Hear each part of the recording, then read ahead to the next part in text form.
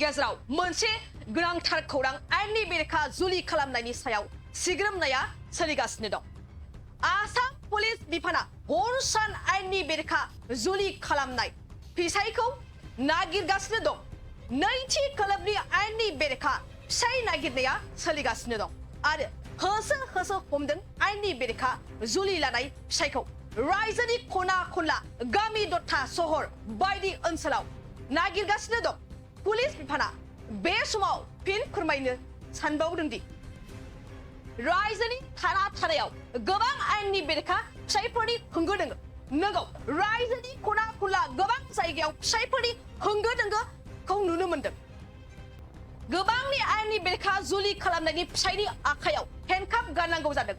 नंगौ, गोबां जायगायावनो आयेननि बेरेखा हाबा खालामनाय फिसायफोरनि आखायाव हेन्डकाफ गाननायखौ नुनो मोनदों आरो खोनादों। होसो होसो पुलिस बिफाना हेन्डकाफ गानहोदों उन्दै बैसोनि लाइमोनखौ जुलि खालामग्रा फिसायफोरखौ। नंगौ, होसो होसो आयेननि बेरेखा हाबा खालामनाय बा जुलि लानाय हौवाफोरखौ होसो होसो आयेननि बेरेखा हेन्डकाफ गानहोदों बा हमदों पुलिसा गोख्रों आखायाव लादों। नैबे गारिजोंनो नोंथांमोनहा नुदों होसो होसो हमदों आयेननि बेरेखा जुलि लानाय बा उन्दै समाव हाबा खालामनाय हौवाफोरखौ। रुपहि हाटनि पुलिस बिफाना हेन्डकाफ गानहोदों आयेननि बेरेखा फिसायनि आखायाव। 16 बोसोर बैसोनि उन्दै हिनजावसाखौ जुलि खालामनायनि जाउनाव गोजाननि आलासि जाबाय नितिन करा।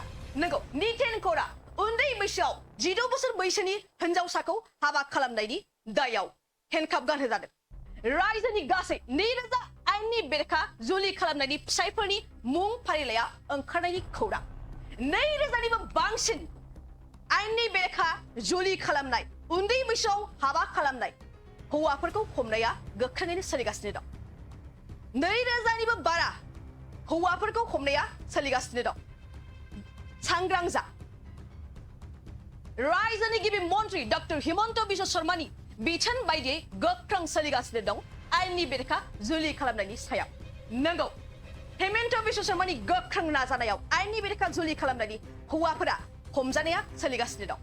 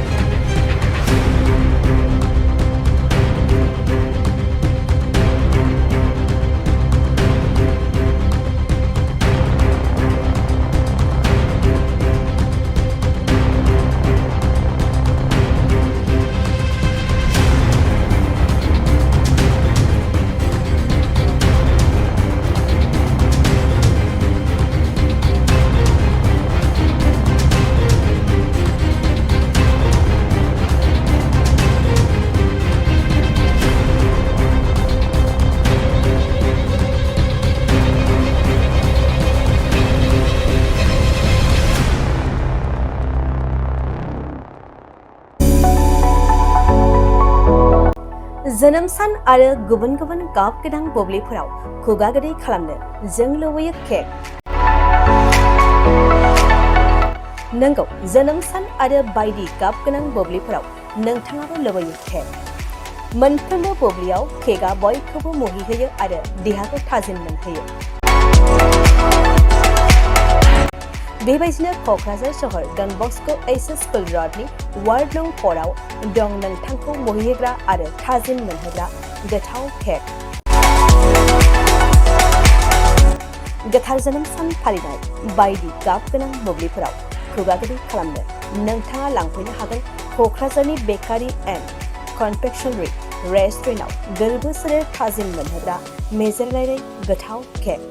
बे गोथाव मेजेरनां केकखौ जानो लुबैदोंब्ला थोंजोङै मख'नाय थंआव थांनाबो लायनो हागोन आरो बिथांमोननि होखानाय 7676135188 8860607313 आरो 8800766409 जानबुं अनजिमायाव सुलादाना बुकिं अर्डारबो खालामनो हागोन।